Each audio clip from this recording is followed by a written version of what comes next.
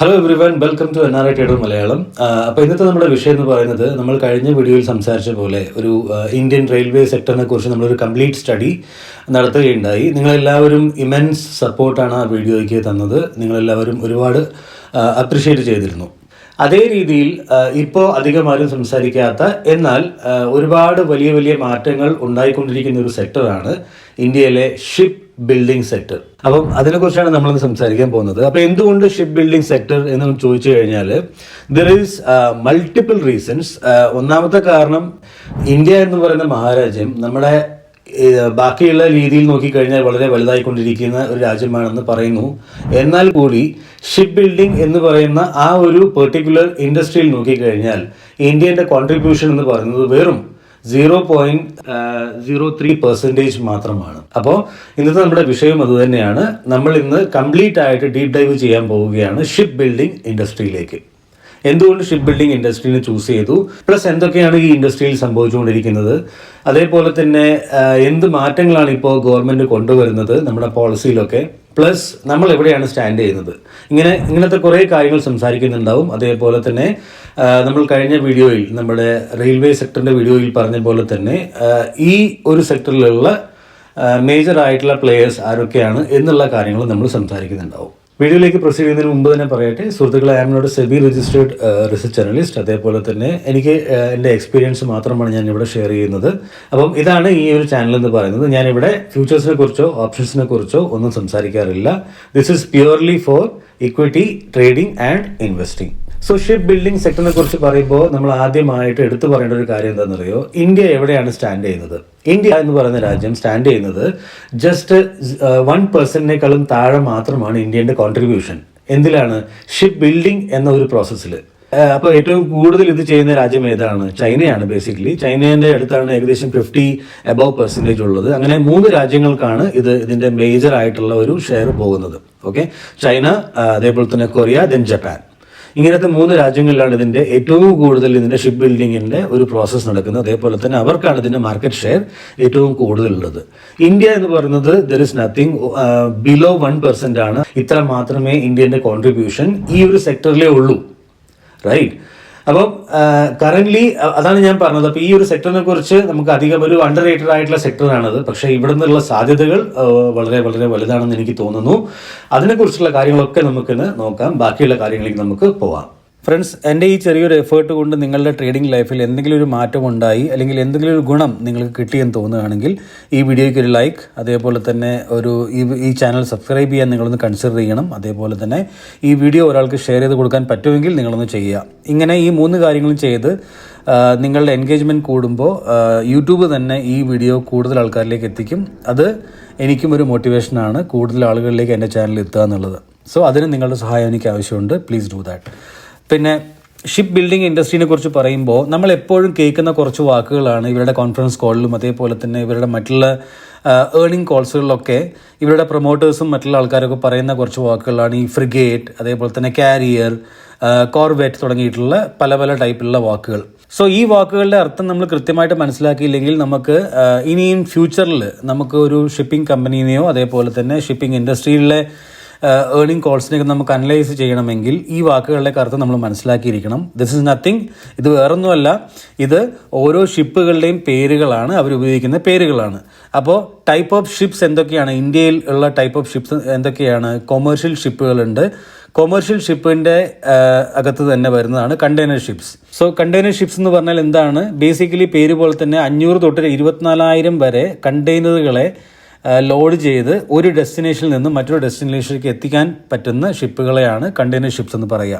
Most used in commercial shipping. രണ്ടാമത്തെ category ഏതാണ്? Bulk carriers. Bulk carriers എന്ന് പറഞ്ഞാൽ നമ്മുടെ ഇപ്പോൾ അരി, അതേപോലെ തന്നെ എല്ലാ ടൈപ്പിലുള്ള ഗ്രെയിൻസ്, അതേപോലെ തന്നെ ഫെർട്ടിലൈസേഴ്സ്, ഇതിൻ്റെയൊക്കെ ബൾക്കായിട്ടുള്ള ഫോം. മറ്റേത് കണ്ടെയ്നറിൻ്റെ അകത്തായിരിക്കും, ഇത് നേരിട്ട് ലൂസ് കാർഗോ ആയിരിക്കും അതിനകത്ത് അവർ പോർ ചെയ്യുക. എന്ന് വെച്ചാൽ ഇപ്പോൾ ചൈനയിൽ നിന്ന് ഒരു ഫെർട്ടിലൈസറിൻ്റെ ഷിപ്പ്, ബൾക്ക് ഷിപ്പാണ് ലോഡ് ആവുന്നതെങ്കിൽ ആ ഷിപ്പ് മുഴുവനും ലൂസ് ആയിട്ട് ഫെർട്ടിലൈസറിനെ ലോഡ് ചെയ്തിട്ടായിരിക്കും അവർ കൊണ്ടുവരിക. ഈ രീതിയിൽ അരി, ഗോതമ്പ് പോലത്തെ ഏത് ടൈപ്പിലുള്ള ജനറൽ കാർഗോ അതിനെ ലൂസ് ഫോമിൽ ലോഡ് ചെയ്ത് കൊണ്ടുപോകുന്ന ഷിപ്പുകളാണ് ബൾക്ക് കാരിയേഴ്സ് എന്ന് പറയുന്നത്. ഇവർക്ക് 40,000 തൊട്ട് 1.5 ലക്ഷം ടൺ വരെ ഇവർക്ക് അവരുടെ പിന്നെ ബൾക്ക് കാരിയറിനകത്ത് സ്റ്റോർ ചെയ്യാനുള്ള കപ്പാസിറ്റി ഉണ്ടാവും. പിന്നെ കമേഴ്ഷ്യൽ ഷിപ്പിൻ്റെ അകത്ത് തന്നെ വരുന്ന മറ്റുള്ള ടൈപ്പിലുള്ള ഷിപ്പുകളാണ് ടാങ്കർ ഷിപ്പുകൾ. ഈ ടാങ്കർ ഷിപ്പ് എന്ന് പറഞ്ഞാൽ എന്താണ്, ബൾക്കായിട്ട് ഓയിലും അതേപോലെ തന്നെ ഗ്യാസ് LNG LPG തുടങ്ങിയിട്ടുള്ള ഗ്യാസുകളൊക്കെ ക്യാരി ചെയ്യാൻ കഴിവുള്ള ഷിപ്പുകളെയാണ് ടാങ്കർ ഷിപ്പുകൾ എന്ന് പറയുക. ഇതുവരെ നമ്മൾ സംസാരിച്ചത് ജനറൽ കാർഗോ ഷിപ്സ് ആണ്. ഇനി നമ്മൾ നോക്കാൻ പോകുന്നത് നേവി അല്ലെങ്കിൽ ഡിഫൻസ് ബേസ്ഡ് ആയിട്ടുള്ള ഷിപ്പുകൾ ഏതൊക്കെയാണ്. അതിൽ വരുന്നതാണ് എയർക്രാഫ്റ്റ് കാരിയേഴ്സ്. ഓക്കെ, 40,000 മുതൽ 70,000 ടൺ വരെ കപ്പാസിറ്റിയുള്ള ഒരു ഫ്ലോട്ടിംഗ് എയർബേസ് എന്ന് പറയാം. എന്ന് വെച്ചാൽ കടലിൽ നിന്ന് തന്നെ റോക്കറ്റുകൾ വിക്ഷേപിക്കാനും മിസൈൽ വിക്ഷേപിക്കാനും എയർക്രാഫ്റ്റിന് ടേക്ക് ഓഫ് ലാൻഡിങ് ചെയ്യാനും ഒക്കെയുള്ള കപ്പാസിറ്റിയുള്ള ഷിപ്പുകളെയാണ് എയർക്രാഫ്റ്റ് കാരിയേഴ്സ് എന്ന് പറയുക. ഏകദേശം 45,000 തൊട്ട് 50,000 കോടി രൂപ 50,000 കോടി രൂപയാണ് ഇതിൻ്റെ ഒരു വർത്ത് എന്ന് പറയുന്നത്, അല്ലെങ്കിൽ ഇത് വാങ്ങിക്കാനുള്ള ഒരു വർത്ത്. അപ്പം നമുക്ക് ഇപ്പോൾ 2 ടൈപ്പിലുള്ള എയർക്രാഫ്റ്റ് കാരിയേഴ്സ് ഉണ്ട്, വിക്രമാദിത്യ ആൻഡ് INS വിക്രാന്ത്. രണ്ടാമത്തെ ഒരു കാറ്റഗറിയാണ് ഡിസ്ട്രോയേഴ്സ്. 7,400 മുതൽ 7,500 ടണ്ണ് വരെ ഇതിനകത്ത് ക്യാരി ചെയ്യാനുള്ള കഴിവ് ഈ ഡിസ്ട്രോയേഴ്സിനുണ്ട്. ഡിസ്ട്രോയേഴ്സിൻ്റെ മേജർ ആയിട്ടുള്ള പരിപാടി എന്ന് പറയുന്നത് എയർക്രാഫ്റ്റ് കാരിയറിനെ പ്രൊട്ടക്ഷൻ ചെയ്യുക എന്നുള്ളത് തന്നെയാണ് ഡിസ്ട്രോയേഴ്സിൻ്റെ ഒരു പ്രധാനപ്പെട്ട ജോലി. ഓക്കെ, കാരണം ഇവർ എല്ലാം ഒരുമിച്ചാണ് പോവുക. എയർക്രാഫ്റ്റ് കാരിയർ മാത്രം ഒറ്റയ്ക്ക് ഒരിക്കലും പോവില്ല കടലിൽ കൂടെ. എയർക്രാഫ്റ്റ് കാരിയർ പോകുന്നുണ്ടെങ്കിൽ അതിൻ്റെ കൂടെ 1-2 ഡിസ്ട്രോയേഴ്സും ഒക്കെ ഉണ്ടാവും. ഓക്കെ, അതിനെ പ്രൊട്ടക്ഷൻ ചെയ്യാൻ വേണ്ടിയിട്ട്. സോ ഇതാണ് ഇതിൻ്റെ ഒരു പരിപാടി. ഏകദേശം 8,000 തൊട്ട് 15,000 കോടി രൂപയാണ് ഒരു ഡിസ്ട്രോയേഴ്സിൻ്റെ വില എന്ന് പറയുന്നത്. ഓക്കെ, 250 മുതൽ 300 ആൾക്കാരെ വരെ ഇതിനകത്ത് അവർക്ക് ക്യാരി ചെയ്ത് കൊണ്ടുപോകാനുള്ള കഴിവുണ്ട്. പിന്നെ മൂന്നാമത്തെ ഒരു പിന്നെ കപ്പലാണ് ഫ്രിഗേറ്റ് എന്ന് പറയുന്ന കപ്പലുകൾ. 6,200 മുതൽ 6,700 ടണ്ണ് വരെയാണ് ഇതിൻ്റെ കപ്പാസിറ്റി എന്ന് പറയുന്നത്. ഇതും ബേസിക്കലി അതിൻ്റെ എസ്കോട്ട് തന്നെയാണ്. എന്ന് വെച്ചാൽ എയർക്രാഫ്റ്റ് കാരിയറിനെ പ്രൊട്ടക്ഷൻ ചെയ്യാനുള്ള ഒരു കപ്പലാണ് ഫ്രിഗേറ്റ്സ് എന്ന് പറയുന്നത്.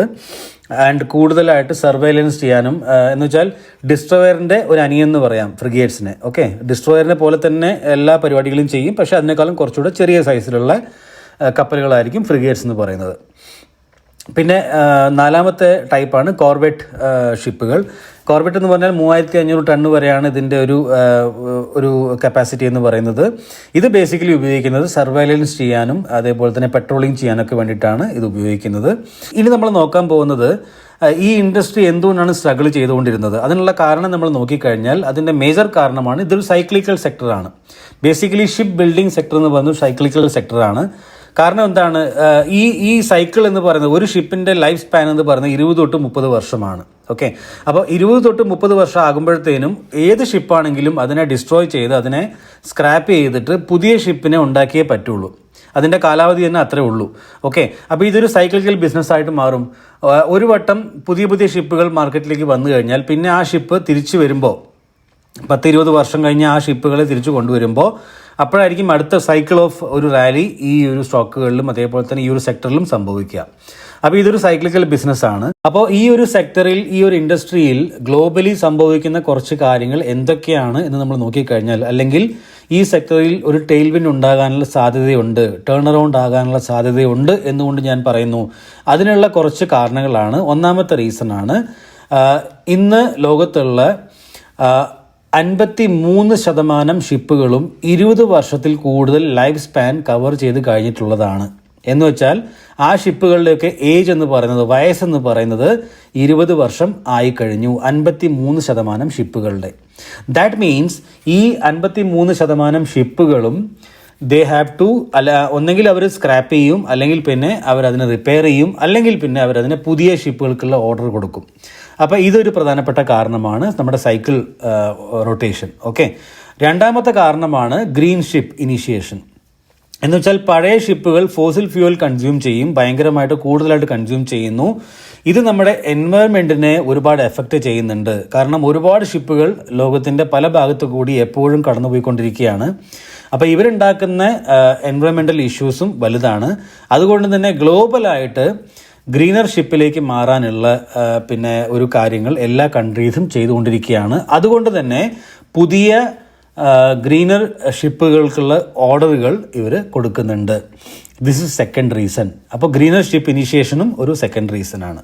മൂന്നാമത്തെ ഒരു റീസണാണ് red sea crisis. Red sea ക്രൈസിസിൽ എന്താ സംഭവിച്ചതെന്ന് ചോദിച്ചു കഴിഞ്ഞാൽ ജനുവരി 2024 കാലഘട്ടങ്ങളിൽ ഹൂത്തീസ് അറ്റാക്ട് കൊമേഴ്ഷ്യൽ ഷിപ്പുകളെ അറ്റാക്ക് ചെയ്യാൻ തുടങ്ങിയായിരുന്നു to reduce the attack in Gaza. അപ്പോൾ ഗാസയിലുള്ള അറ്റാക്കിനെ കുറയ്ക്കാൻ വേണ്ടി ഹൂത്തീസ് ഏറ്റവും കൂടുതൽ ആ സമയത്ത് ആ ശ്രദ്ധ തിരിച്ചുവിടാൻ വേണ്ടിയിട്ടൊക്കെ ചെയ്തതാണ് നമ്മുടെ കൊമേഴ്ഷ്യൽ ഷിപ്പുകളെ അറ്റാക്ക് ചെയ്യാൻ തുടങ്ങിയായിരുന്നു അവർ. ഇങ്ങനെ സംഭവിച്ചു കഴിഞ്ഞപ്പോൾ എല്ലാ മേജറായിട്ടുള്ള ഷിപ്പിംഗ് ലൈനുകളും അവരുടെ റൂട്ടിനെ റെഡ് സീയിൽ നിന്ന് മാറ്റി മറ്റുള്ള റൂട്ടുകളിലേക്ക് മാറ്റാൻ വേണ്ടി തുടങ്ങി. ഇങ്ങനെ മാറ്റാൻ തുടങ്ങിയപ്പോൾ ബേസിക്കലി ഷിപ്പുകൾക്ക് ലോങ്ങർ റൂട്ടുകളെ ആശ്രയിക്കേണ്ടി വന്നു. ദാറ്റ് ഇവഞ്ച്വലി എന്ത് പറ്റിയെന്ന് ചോദിച്ചു കഴിഞ്ഞാൽ ഈ ലോങ്ങർ റൂട്ടിനെ ആശ്രയിക്കേണ്ടി വരുമ്പോൾ ഷിപ്പിംഗ് ലൈൻ ഒരിക്കലും അവരുടെ നഷ്ടം അവരുടെ പോക്കറ്റിൽ വെക്കില്ല. അപ്പോൾ ആ നഷ്ടം അവർ കസ്റ്റമറിലേക്ക് എൻഡ് യൂസറിലേക്ക് ഡൈവേർട്ട് ചെയ്ത് കൊടുക്കും. അങ്ങനെ അവർക്ക് കൂടുതൽ പൈസ ചാർജ് ചെയ്യാൻ വേണ്ടി പറ്റി ആ ഒരു സമയങ്ങളിൽ. അതുകൊണ്ടാണ് നിങ്ങൾ മെർസ്ക് പോലത്തെ ലൈനുകൾ, മെർസ്ക് എന്ന് പറയുന്നത് ഒരു ഷിപ്പിംഗ് ലൈനാണ്. ഇവർക്കൊക്കെ ഏകദേശം 60% അവരുടെ സെയിൽസും അതേപോലെ തന്നെ പ്രോഫിറ്റും ഒക്കെ ആ സമയത്ത് കൂടിയിരുന്നത്. സോ ഇത് ഓൾമോസ്റ്റ് ഒരുപാട് ഷിപ്പിംഗ് ലൈൻ കമ്പനികൾക്ക് ഗുണം കിട്ടിയ ഒരു സംഗതിയാണ് ഈ ഒരു സംഗതി. സോ ഈ ഒരു സെക്ടറിൽ ടെയിൽ വിൻഡ് ഉണ്ടാകാനുള്ള മേജറായിട്ടുള്ള 3 റീസൺസ് ആണ്. ഒന്ന് റീപ്ലേസ്മെന്റ് ഡിമാൻഡ്, അതാണ്. രണ്ടാമതായിട്ട് ഗ്രീനർ ഷിപ്പ് ഇനിഷ്യേഷൻ. പിന്നെ ഷിപ്പിംഗ് ലൈൻ കമ്പനികൾക്ക് ഉണ്ടായിട്ടുള്ള ഇൻക്രീസ്ഡ് ആയിട്ടുള്ള പ്രോഫിറ്റുകൾ എന്ന് വെച്ചാൽ നേരത്തെ നമ്മൾ സംസാരിച്ച ഹൂത്തീസിന്റെ കാര്യങ്ങളൊക്കെ നമ്മൾ സംസാരിച്ചു. അങ്ങനെ ഉണ്ടായിട്ടുള്ള ബേസിക്കലി റൂട്ട് ചേഞ്ച് ചെയ്യേണ്ടി വരുമ്പോൾ എന്താ പറ്റുകയെന്ന് വെച്ചാൽ ഷിപ്പിന്റെ എണ്ണം കുറയും, അവൈലബിലിറ്റി കുറയും. അപ്പോൾ ഫ്രൈറ്റ് ചാർജസ് കൂട്ടാൻ വേണ്ടിയിട്ട് ഷിപ്പിംഗ് കമ്പനികൾ അവർക്ക് പറ്റും. ബേസിക്കലി നമ്മളിപ്പോൾ എയർ ടിക്കറ്റൊക്കെ ബുക്ക് ചെയ്യാൻ പോകുമ്പോൾ അവർക്ക് തോന്നുന്ന പോലെയാണല്ലോ അവർ ടിക്കറ്റ് കൂട്ടുക. അതേ രീതിയിൽ ഇതൊക്കെയാണ് ഷിപ്പിംഗ് കമ്പനികൾക്കുള്ള ഒരു അവസരം എന്ന് പറയുന്നത്. അപ്പോൾ അവർ നന്നായിട്ട് അതിന് ഉപയോഗിച്ചിട്ടുണ്ട്. അങ്ങനെ ഷിപ്പിംഗ് കമ്പനികൾക്കുണ്ടായിട്ടുള്ള ലാഭം അവർ കൂടുതൽ ഷിപ്പുകളെ കടലിലേക്ക് കൊണ്ടുവരാൻ വേണ്ടിയിട്ടുള്ള ക്യാപെക്സിന് വേണ്ടിയിട്ട് അവർ പൈസ ഇൻവെസ്റ്റ് ചെയ്യുന്നുണ്ട്. So these are the 3 reasons. അപ്പോൾ ഗ്ലോബൽ ലെവലിൽ ടെയിൽ വിൻഡ് ഉണ്ടാകാനുള്ള കാരണങ്ങളൊക്കെ നമ്മൾ നോക്കി. ഇനി നമുക്ക് ഇന്ത്യ എന്ന രാജ്യത്ത് എന്താണ് ഷിപ്പ് ബിൽഡിങ്ങിൻ്റെ ഒരു പോസിബിലിറ്റി അത് നമുക്ക് മനസ്സിലാക്കണമെങ്കിൽ ഇന്ത്യയിലെ ഷിപ്പ് ബിൽഡിംഗ് ഇൻഡസ്ട്രീനെ നമ്മൾ ഡീപ്പായിട്ട് അനലൈസ് ചെയ്ത് നോക്കണം. നമുക്കൊന്ന് നോക്കാം.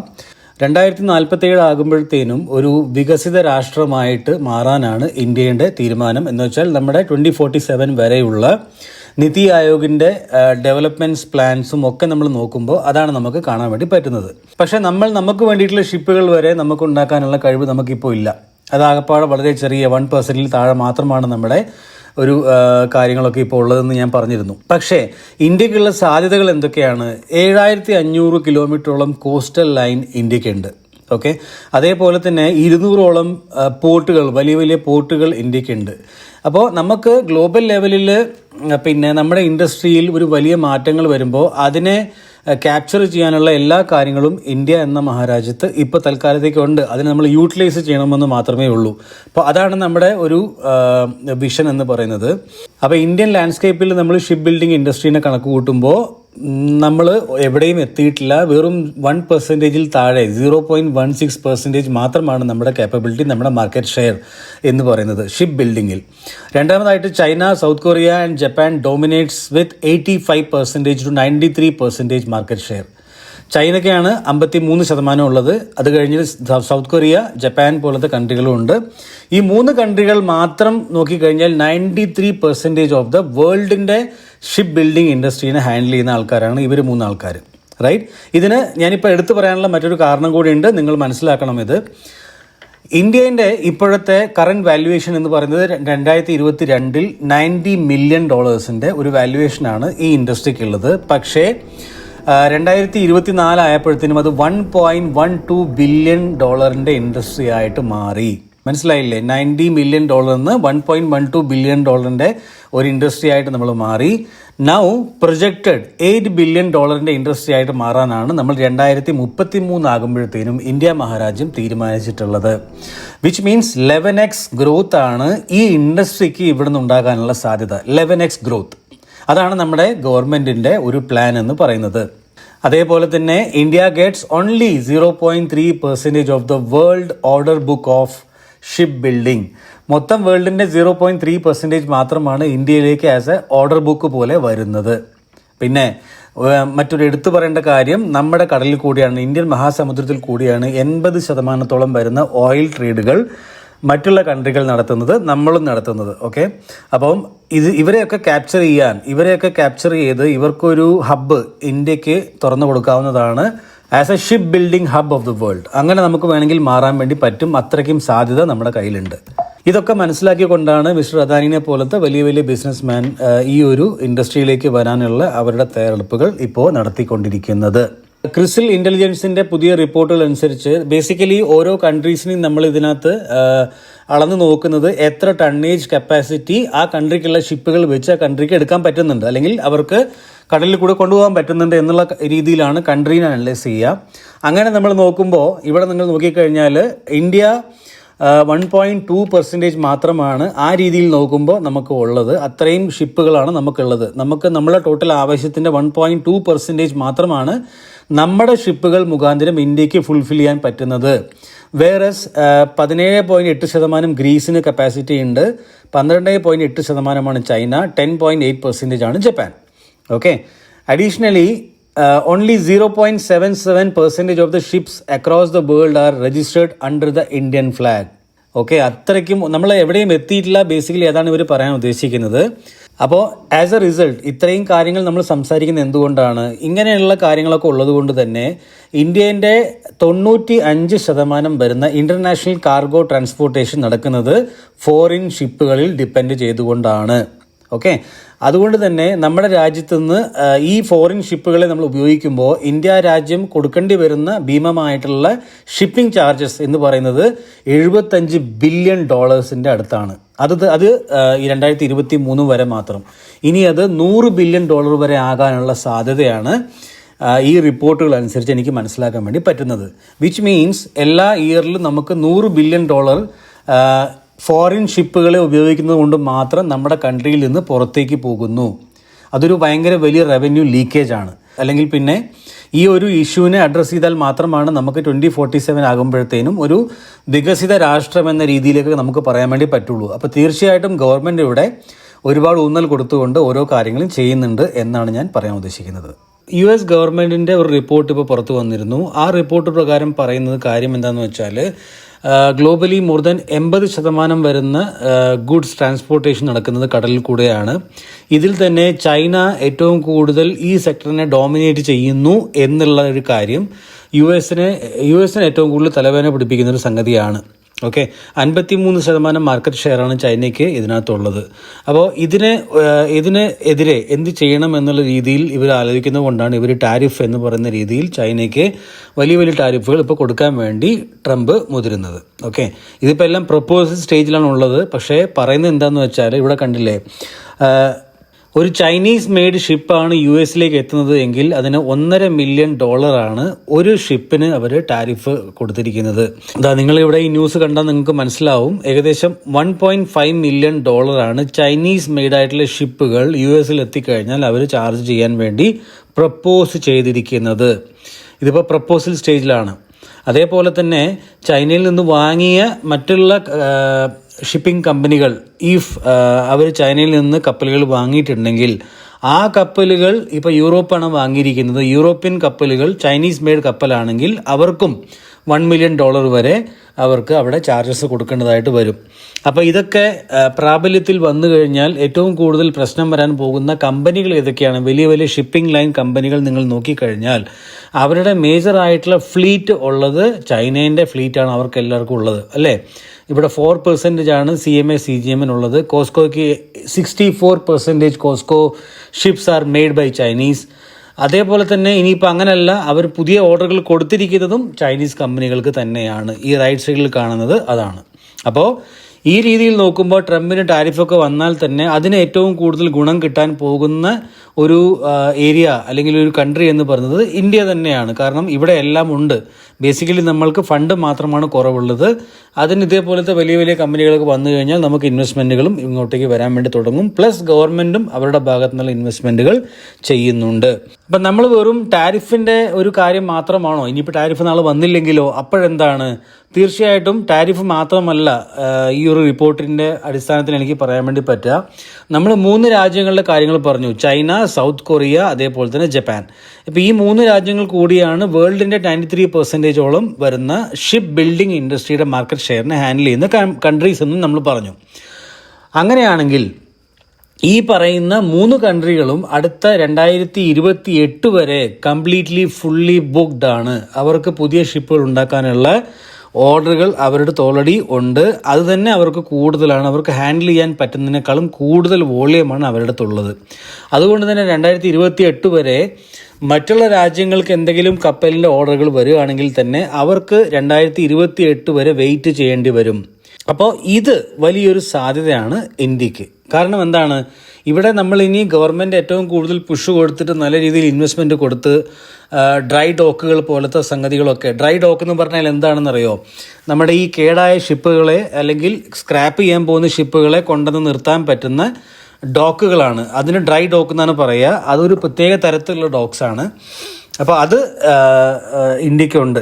അപ്പോൾ വേൾഡിൻ്റെ 53% ഷിപ്പുകളും 20 വർഷത്തിൽ കൂടുതൽ പഴക്കമുള്ളതായി കഴിഞ്ഞു.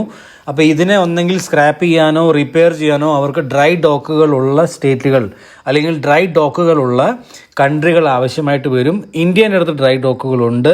കൂടാതെ ശ്രീലങ്കയിൽ നിന്നും ഒരു വലിയൊരു ഡീൽ നമ്മൾ ഇന്ത്യ നടത്തിയിട്ടുണ്ട്. ശ്രീലങ്കയിലുള്ള ഏറ്റവും വലിയ ഷിപ്പ് ബിൽഡിംഗ് ഒരു പോർട്ട് നമ്മൾ പൈസ കൊടുത്ത് ശ്രീലങ്കയുടെ അടുത്ത് വാങ്ങിയിട്ടുണ്ട്. അത് എത്രയാണെന്നുള്ള കാര്യം നിങ്ങൾക്കിവിടെ സ്ക്രീനിൽ കാണാൻ വേണ്ടി പറ്റും. അപ്പോൾ ഇത്രയും വലിയ ഇൻവെസ്റ്റ്മെൻറ്റുകൾ നടത്തുന്നുണ്ട് ആസ് എ കൺട്രി.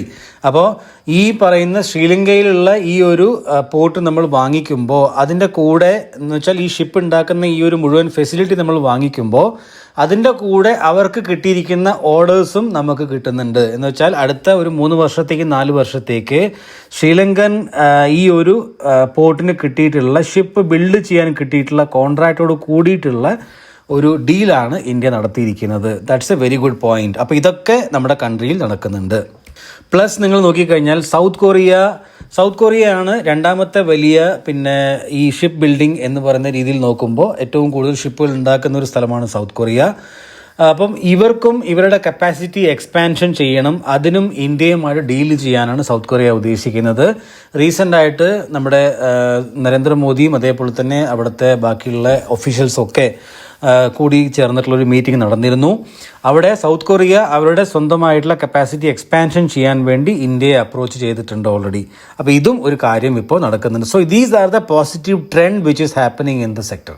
ഇനി നമുക്ക് നോക്കാനുള്ളത് ചലഞ്ചസ് ആണ്. അത് കഴിഞ്ഞിട്ട് ഇവിടെ ഏതൊക്കെയാണ് പ്ലെയേഴ്സ് ഈ ഒരു ഇൻഡസ്ട്രിയിൽ ഉള്ളത്, ഈ കാര്യങ്ങളൊക്കെ നമ്മൾ നോക്കുന്നുണ്ടാവും. അവിടെ തന്നെ ഇന്ത്യക്കുള്ള ചാലഞ്ചസ് എന്തൊക്കെയാണ്? ഇവിടുത്തെ വർക്ക് ഫോഴ്സിൻ്റെ പ്രൊഡക്ടിവിറ്റി കുറവായത് കൊണ്ട് തന്നെ എന്ന് വെച്ചാൽ അവിടെ ഒരു ഷിപ്പ് ബിൽഡ് ചെയ്യാൻ 10,000 ലേബർ 10 ദിവസം പണിയെടുക്കണമെങ്കിൽ ഇവിടെ ഇന്ത്യയിൽ 20,000 ലേബർ 15 ദിവസം പണിയെടുത്താലാണ് ഒരു ഷിപ്പ് ബിൽഡ് ആവുന്നത്. അതാണ് നിങ്ങൾക്കൊരു ഉദാഹരണം എനിക്ക് പറയാൻ വേണ്ടി പറ്റുക. അപ്പോൾ പ്രൊഡക്ടിവിറ്റി കുറവുമാണ്. നമുക്ക് ചൈനയെ അപേക്ഷിച്ച് നോക്കുമ്പോൾ 25-30% ഹയർ കോസ്റ്റിലാണ് ഒരു ഷിപ്പിനെ നമുക്ക് ബിൽഡ് ചെയ്യാൻ വേണ്ടി പറ്റുന്നത് due to so many reasons. അതിപ്പോൾ പ്രൊഡക്ടിവിറ്റി റീസൺസ് ആയിക്കോട്ടെ, അതേപോലെ തന്നെ റോ മെറ്റീരിയൽ സോഴ്സ് ചെയ്യുന്ന പ്രോബ്ലംസ് ആയിക്കോട്ടെ, ഇതൊക്കെ കൊണ്ട് തന്നെ 25-30% വരെ ഹയർ കോസ്റ്റിലാണ് ഇന്ത്യയിൽ ഒരു ഷിപ്പിനെ നമുക്ക് ബിൽഡ് ചെയ്യുന്നത് ആസ് കമ്പയർഡ് ടു ചൈന.